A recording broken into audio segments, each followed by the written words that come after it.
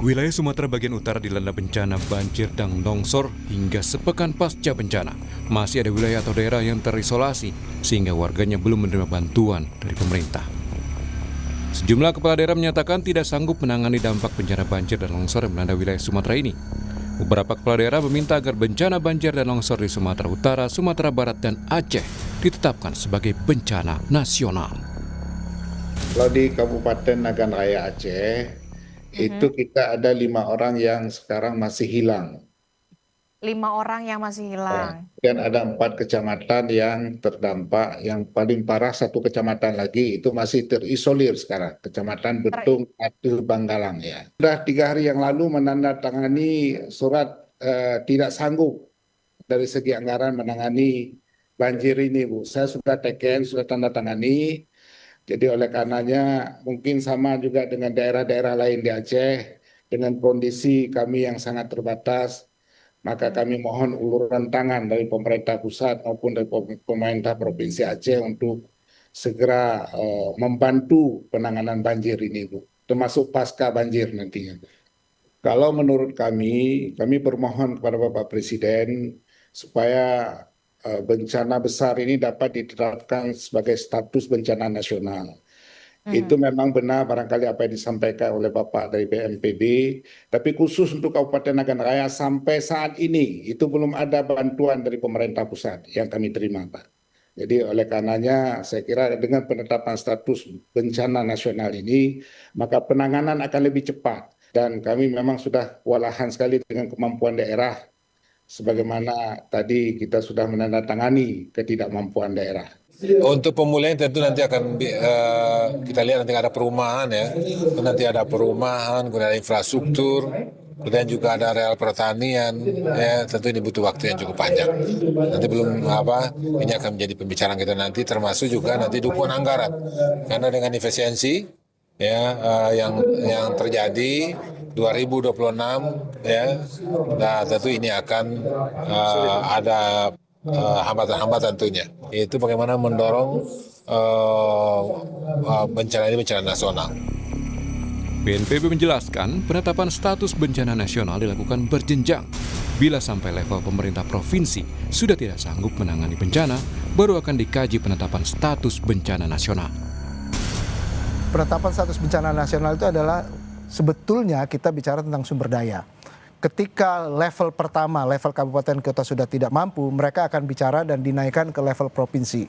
Sekarang level provinsi sudah mengeluarkan tiga-tiganya SK tanggap darurat dan itu sudah dilakukan. Tetapi kalau memang provinsi sudah tidak mampu lagi, ini paling tidak di levelingnya, itu baru mereka melaporkan dan meminta untuk diberlakukan status nasional, bencana nasional. Tetapi sampai sekarang belum. Dan oleh karena itu kita menunggu, dan kalaupun sudah, itu masih dilakukan kajian. Karena kajian itu menyangkut kerusakan, menyangkut sumber daya yang masih ada atau tidak. BNPB mengakui dan menghargai banyak sekali desakan untuk penetapan status bencana nasional. Namun saat ini, pemerintah pusat juga sudah turun mendukung penanganan bencana banjir dan longsor di Sumatera bagian utara. Tim Liputan Kompas TV.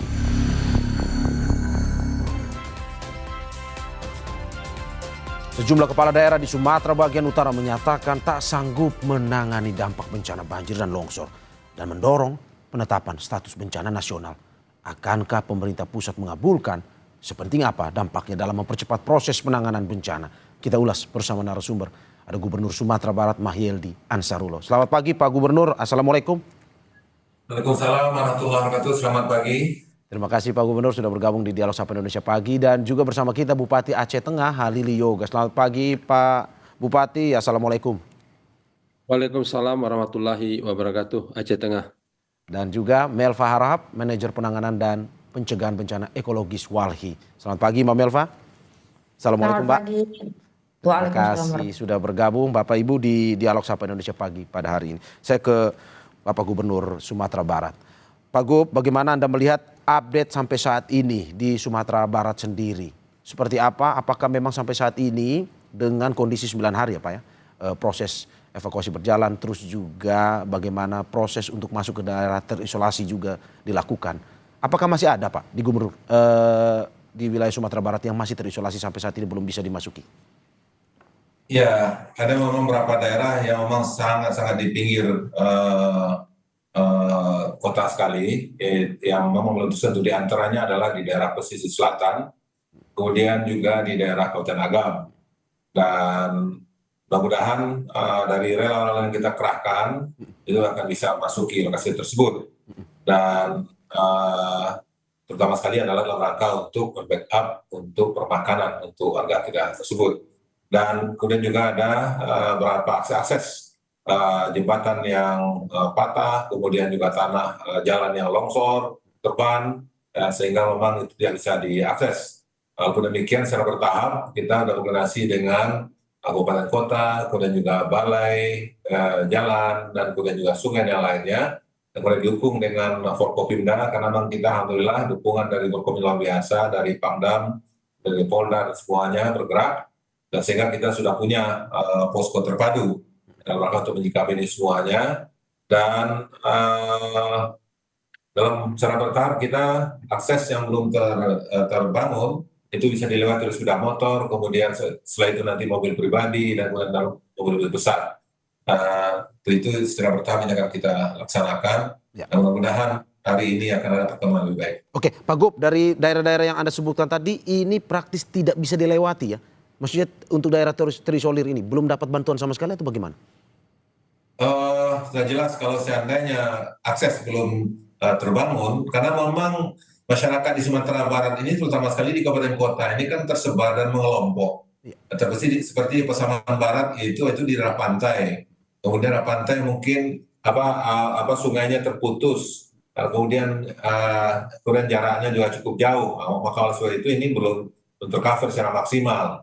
Dan demikian juga untuk akses jalan tentunya. Jadi karena ada kantong-kantong masyarakat seperti itu, maka inilah yang belum semuanya belum tercover. Tapi itu makanya informasi ini kita dapatkan, maka kita langsung kirim TNI, Polri, dan kemudian juga relawan-relawan untuk bisa mengakses lokasi.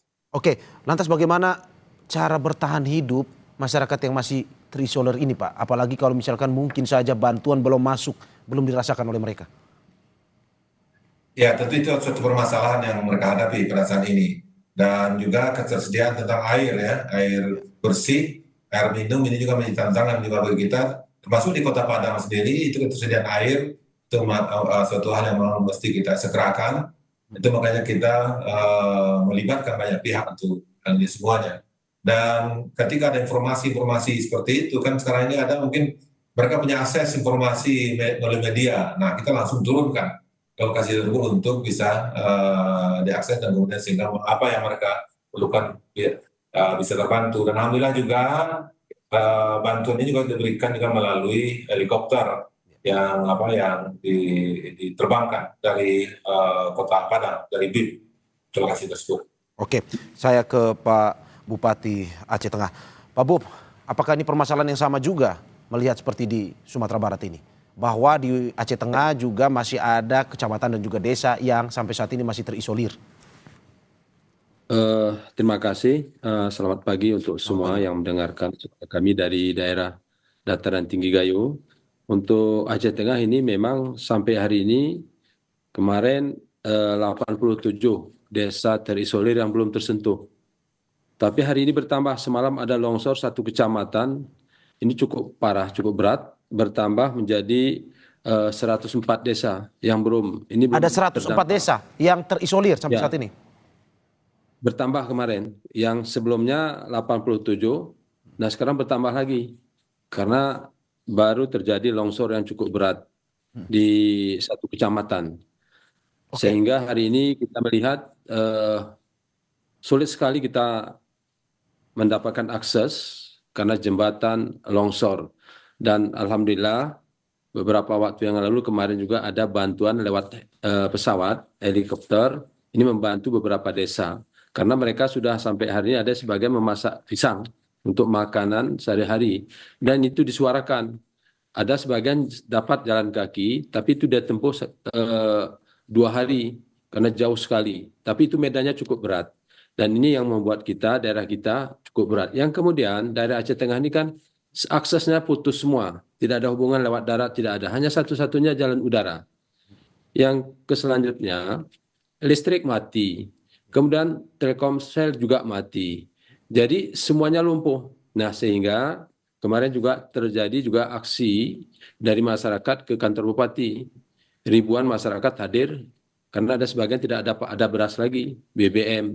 Dan terus kami sampaikan bahwa ini bencana musibah kita bersama, bukan hanya Oke. daerah kita sendiri, beberapa daerah begitu.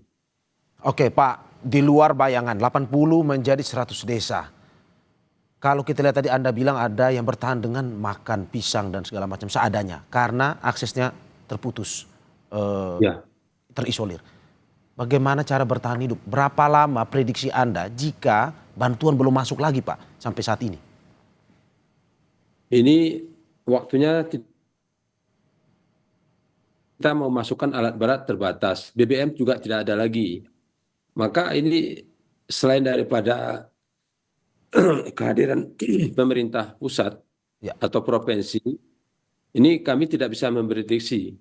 Kenapa kami beberapa waktu yang lalu terus melayangkan ketidakmampuan daerah untuk menangani ini? Karena kami lihat potensi di daerah. Bahkan ada sebagian desa itu 95% rumahnya tidak ada lagi. Bahkan ada yang 80% seperti itu. Jadi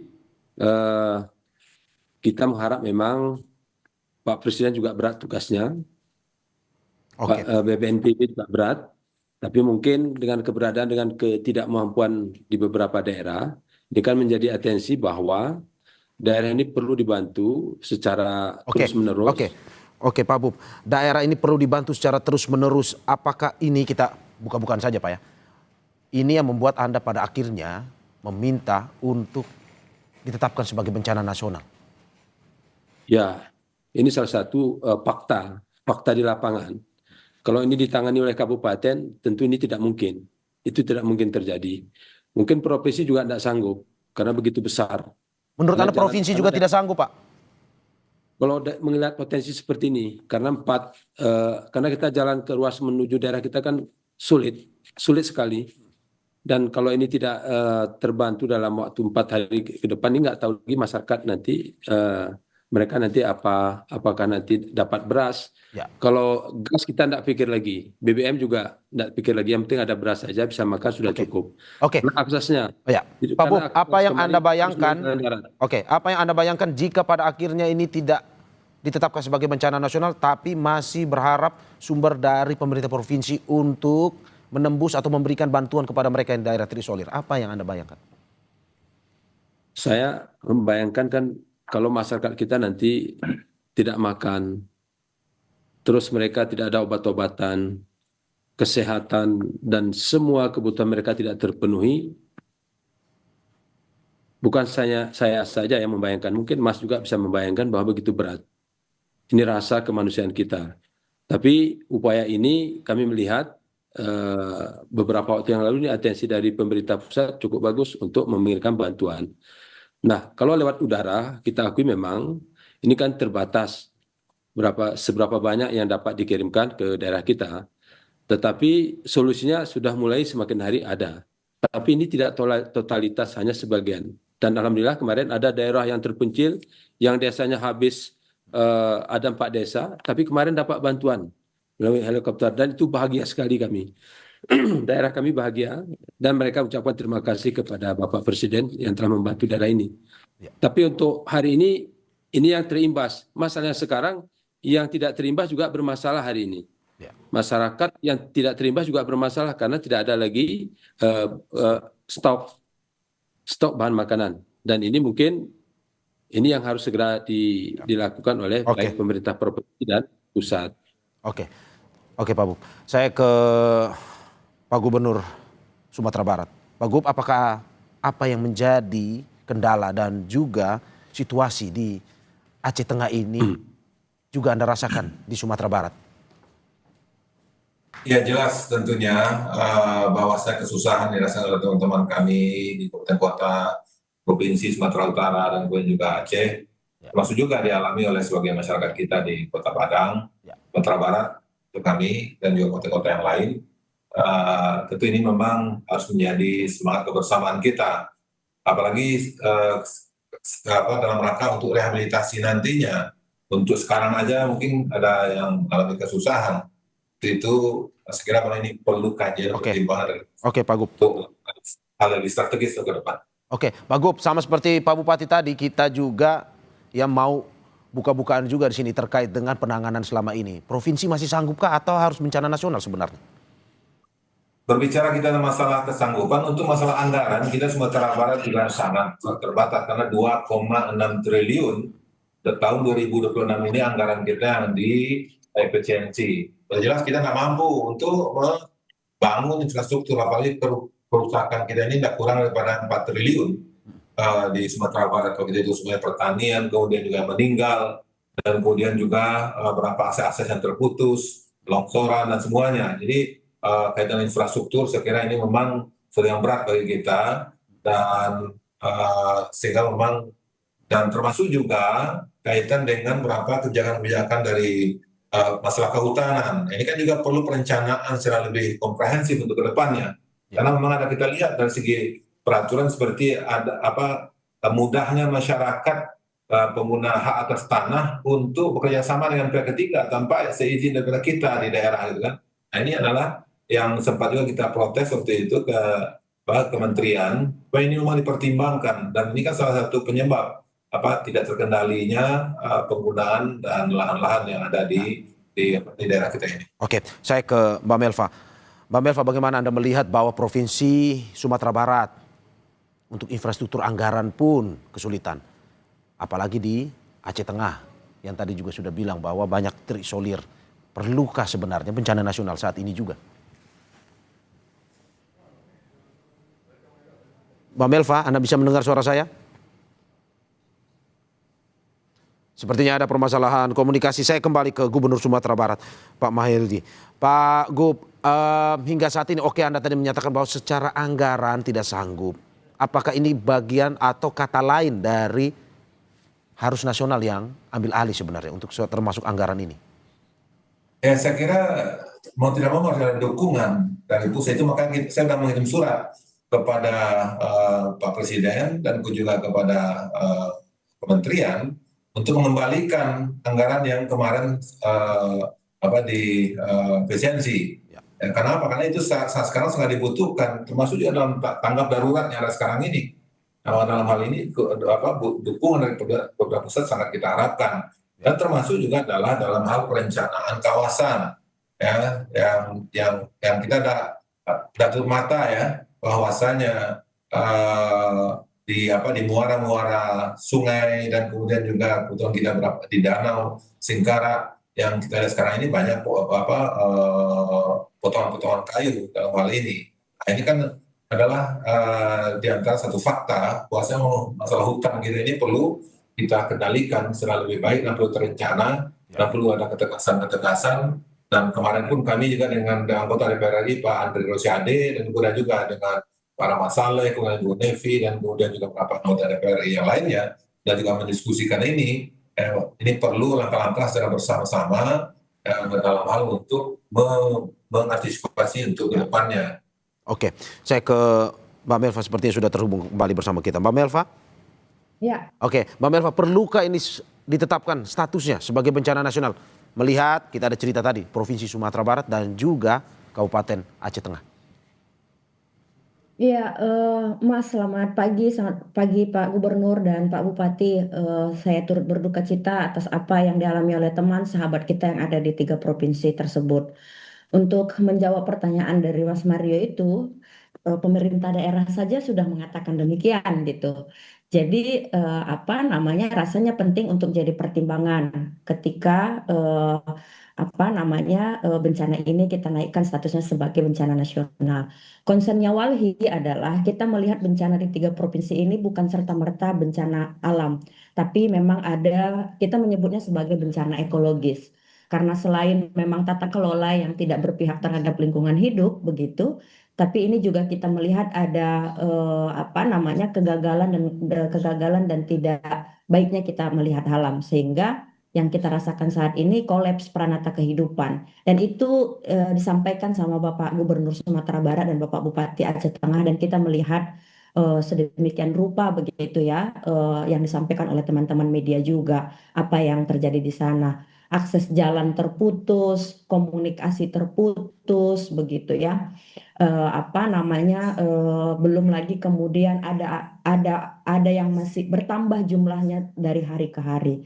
Dan ini kalau bagi Walhi melihat ini satu ya, bukan hanya serta merta bencana alam, tapi ini kita sebut sebagai bencana ekologis karena kita tidak mampu menjaga daya dukung dan daya tampung lingkungan hidup di 3 provinsi ini gitu. Dan kita tahu misalnya faktanya banyak mengatakan bahwa Sumatera itu dilindungi oleh Bukit Barisan. Itu adalah Ya, punggung oke. Sumatera yang kemudian sudah dieksploitasi secara masif begitu ya. Jadi ke depan selain memang kita review semua apa yang ada di atas-atas apa namanya perizinan-perizinan, perlu juga mengembalikan ekosistem yang ada dan perlu juga memang Oke. mempercepat Ya. pemulihan di 3 provinsi itu dengan menetapkan Oke. statusnya sebagai Oke, Mbak Melva, kalau misalkan pada akhirnya tidak ditetapkan sebagai status bencana nasional, pemerintah pusat tidak mengambil alih secara langsung, menurut Anda, tadi ada cerita terisolir, susah dapat bantuan. Prediksi Anda, kalau memang tidak sampai bencana nasional, apakah mungkin saja ini jatuh korban juga, terutama mereka yang terisolir ini? Iya, saya meyakini itu, Mas, akan bertambah apa namanya, korban yang terdampak atau penyintas yang terdampak begitu ya.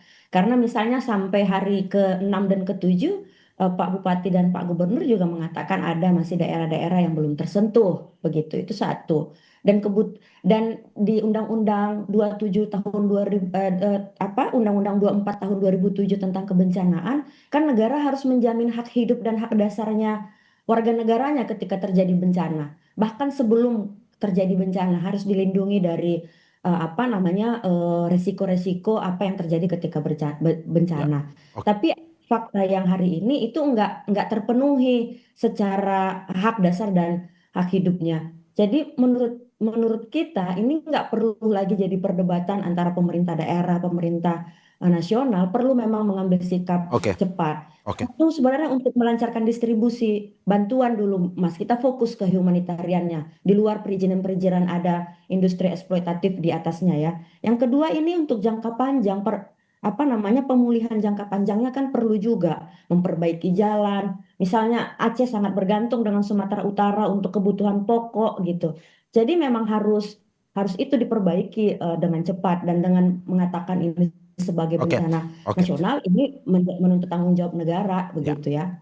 Saya ke Dan Bupati. Ya. maaf saya Oke. potong dikit Mas, saya tambahi, perlu juga rasanya bukan hanya tanggung jawab negara, tapi korporasi-korporasi yang ada di situ juga harus bertanggung jawab terhadap dampak ekosistem yang dampak ekologis, bencana ekologis yang mereka apa namanya yang kita lihat hari ini. Oke, saya ke Pak Bupati Aceh Tengah. Pak Bupati, kalau misal tadi Mbak Melva bilang mungkin saja akan jatuh korban lagi jika daerah yang terisolir ini tidak segera mendapatkan bantuan. Keluhan seperti apa? Apakah mungkin saat ini mereka sudah keterbatasan makanan yang mungkin disampaikan langsung kepada Anda walaupun masih bermasalah komunikasinya di sana? Memang sampai hari ini Mas Mario, itu di 87 yang kemarin desa yang terisolir, ini kalau kita mendengar yang jalan kaki selama 2 hari 2 malam itu, kita pasti menangis.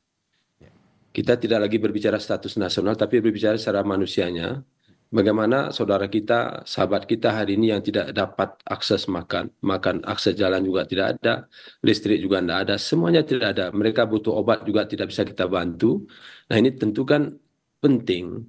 Kita tidak lagi berbicara status nasional, provinsi, tapi inilah keadaan daerah masing-masing yang ketidakmampuannya, kita pasti menangis, kita pasti sedih.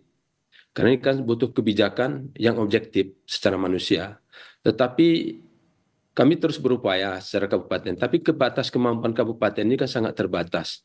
Dan hari ini kalau daerah ini tidak dibantu dengan pesawat udara, ini tidak mungkin dapat kita bantu. Sulit sekali, tidak mungkin. Dan ini sudah setelah kami diskusi dengan Forkopimda dengan TNI Polri juga pakai sepeda motor juga tidak bisa ditembus. Nah, begitulah keadaan hari ini. Ya. Ini sudah masuk hari ke-9. Ya. Jadi mereka belum tersentuh. Ini tentu mereka menyampaikan yang hadir ada kemarin beberapa orang. yang sudah memakan pisang apa adanya, kemudian ubi-ubian. Dan ini kan salah satu bentuk bahwa kabupaten ini tidak mampu lagi, tidak mampu untuk melaksanakan ini Oke. secara kebijakan. Oke, Pak Bupati, Anda sepertinya sangat terpukul dengan kondisi seperti ini ya, bahwa masyarakat Anda terkena bencana seperti ini, berusaha ingin membantu tetapi ketidakberdayaan itu yang membuat pada akhirnya Anda meminta untuk ini bencana nasional. Seperti itu ya Pak? Ya, ini kan pertama kami juga jom seperti ini Starlink, hanya beberapa tempat saja. Kalau nanti bergeser 10 meter saja sudah kita tidak ada lagi jaringan. Itu untuk level bupati saja. Untuk bupati saja sulit sekali. Apalagi masyarakat yang lain. Maka ini salah satu bentuk bahwa masyarakat hari ini butuh sentuhan pemerintah pusat. Kemudian kalau kita bayangkan hari ini, kalau akses darat ini tidak bisa dilalui dalam beberapa hari, tentu semuanya kehabisan makan, kehabisan bahan pokok, kesehatan. Kita melaksanakan pelaksanaan kesehatan saja hari ini memang cukup terbatas, obatnya terbatas, bahkan ada masyarakat yang kita layani hanya sekedar tugas daripada dokter untuk dilayani masuk ke rumah sakit sudah, karena keterbatasan. Jadi oleh karena itu kita berharap bahwa semuanya sama. Nanti mungkin Pak Presiden sudah bijak dengan diskusi kita seperti sudah bijak dia. Kepala BNPB juga sudah bijak. Semua menteri, Pak AHY kemarin juga sudah hadir kemari dan beberapa kementerian sudah hadir. Mereka melihat fakta. Tentu mereka sudah menyampaikan para menteri sudah menyampaikan ke Pak Presiden tentang fakta yang ada di lapangan. Satu lagi yang perlu kami sampaikan bahwa memang daerah kita ini kan daerah tujuan wisata. Biasanya Sabtu Minggu itu ramai dan hotel-hotel sudah penuh, biasanya seperti itu. Dan objek wisata hari ini hampir 30% itu hancur semua. Totalitas itu hancur. Nah, tentu ini membuat rasa hati kita memang cukup tidak bisa lagi kita berbuat apa-apa selain daripada berusaha, berdoa, terus berupaya bahwa pemerintah pusat nanti hadir ke semua daerah, bukan hanya ke Aceh Tengah, ke semuanya, seperti itu. Iya. Saya ke Pak Gubernur Sumatera Barat. Pak, kalau misalkan pada akhirnya seperti yang dikatakan oleh Mbak Melva dari Walhi, jika tidak bencana nasional statusnya dinaikkan, mungkin akan ada tambahan korban, terutama mereka yang terisolir. Menurut Anda seperti itu juga, Pak? Ya, saya kira kalau makanan tidak bisa distribusikan, obat-obatan juga tidak sampai, dan kemudian juga komunikasi yang terbatas. Apalagi ini dari BMKG terakhir juga menyampaikan kepada kita, bahwasanya ada kemungkinan juga rob yang akan terjadi di daerah pantai. Nah, ini kan juga adalah suatu hal yang perlu kita sikapi segera dan secara bersama-sama. Dan dalam hal ini tentu kita tidak menginginkan akibat ketidakmampuan kita maupun keterbatasan kita, kemudian warga kita meninggal. Sekarang sia-sia keberadaan kita bersama. Nah, sementara kita di sini ada daerah pusat dan semua potensi yang kita miliki. Mau tidak mau, saya kira memang harus digerakkan seluruh potensi yang ada untuk bisa tembus ke sana dengan apa yang kita miliki, sehingga memang rakyat terbantu. Dan itulah wujudnya pemerintah, dan itu wujudnya kita mendirikan negara ini, kan itu wujudnya kita. Nah, oleh sebab itu saya kira kalau memang ada terkorban jiwa karena kelalaian dan ketika pertimbangan yang panjang bagi kita, sementara ini mereka tidak makan, mereka tidak bisa memenuhi kebutuhannya, saya kira ini perlu kita evaluasi bagaimana kita dalam hal bernegara dan berbangsa. Ya.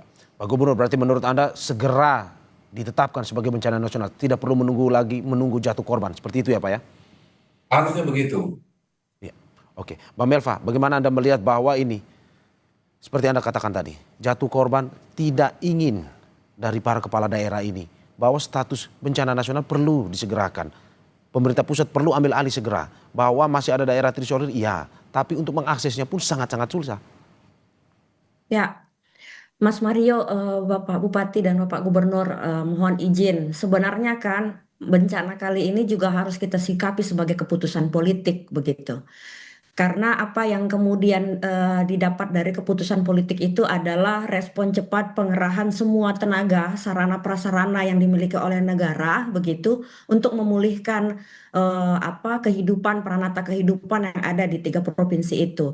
Jadi perlu rasanya untuk menjadi kekuatan bersama, konsentrasi bersama begitu ya untuk untuk merespon bencana, tanggap darurat apa segala macam.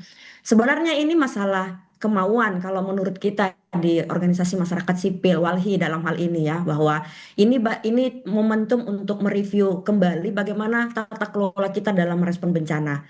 Bencana kali ini kan sebenarnya ada beberapa bencana berulang, tapi kemudian dampaknya semakin besar karena banyak hal bisa kita lihat apa-apa aja halnya. Apakah daya dukung daya tampung lingkungan hidupnya yang tidak berpihak lagi, begitu. Ada anomali cuaca yang terjadi pada saat ini akibat krisis iklim, begitu. Lalu kemudian ketidaksiapan kita dalam merespon bencana. BNPB sudah punya peta rawan bencana, tapi nggak pernah jadi rujukan dalam melakukan pembangunan dimanapun, begitu. Jadi banyak hal, banyak PR, dan ini menurut kita adalah keputusan politik yang harus diambil pemimpin negara, baik nasional maupun daerah, dan menjadi konsentrasi bersama mengerahkan semua kekuatannya untuk melakukan pemulihan. Sangat panjang pemulihannya memang, Oke. Pak Gubernur mengatakan Ya. juga akan panjang, Pak Bupati juga mengatakan sangat panjang, tapi ini perlu menjadi politik pengambil keputusan mengambil keputusan politik dalam merespon bencana ini, Oke, dan Mbak itu Melva, harus apakah jadi menurut concern Anda, kita bersama. apakah menurut Anda apa yang disampaikan oleh Gubernur Sumatera Barat dan juga Bupati Aceh Tengah ini menjadi perwakilan bahwa seluruh bagian daerah di Sumatera bagian utara ini juga sama ingin segera ditetapkan sebagai status bencana nasional? Saya rasa Mas bukan hanya sekedar menyatakan sebagai status bencana nasional supaya semua dikerahkan ke situ gitu ya. Tapi yang perlu yang menjadi semangatnya adalah yang disampaikan sama Pak Gubernur sama Aceh, pengen pulih cepat. Kita ingin bangkit cepat dari bencana ini begitu. Kita ingin bisa melakukan aktivitas bekerja, belajar, bermain di 3 provinsi ini gitu. Dan itu harus punya konsentrasi dan butuh keseriusan dalam merespon ini. Jadi selain status bencana itu mempercepat pemulihannya, tapi kemudian adalah koordinasi harus bekerja juga menurut kita antar pemerintah daerah, provinsi dan nasional. Itu menjadi hal yang harus diseriusin dan harus diambil sikapnya. Dan kalau itu nggak kita seriusin, maka kita akan mendengar bertambah lagi ternyata desa yang terisolir, bertambah lagi korban jiwa yang terisolir, dan masih ada kemudian beberapa daerah yang terdampak yang ternyata belum kita bisa pastikan sampai hari ini. Harapannya memang besok sudah tidak ada lagi jumlah korban desa yang bertambah terisolir dan sebagainya dan sebagainya. Gitu Mbak Mas. Saya kasih terakhir kepada Pak Gubernur dan juga Pak Bupati, singkat saja. Apa yang menjadi keluhan dan sampai saat ini apa yang ingin disampaikan kepada pemerintah pusat? Pak Gubernur silakan.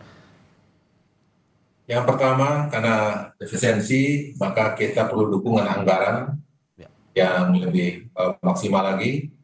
Infrastruktur kita, sekolah kita, rumah ibadah kita, dan kemudian juga puskesmas dan sesuatunya yang mau mesti dibenahi. Samping juga dengan darurat yang sekarang ini. Dan saya kira barangkali mungkin kalau bukan bencana nasional, barangkali mungkin juga bisa bencana regional Sumatera gitu.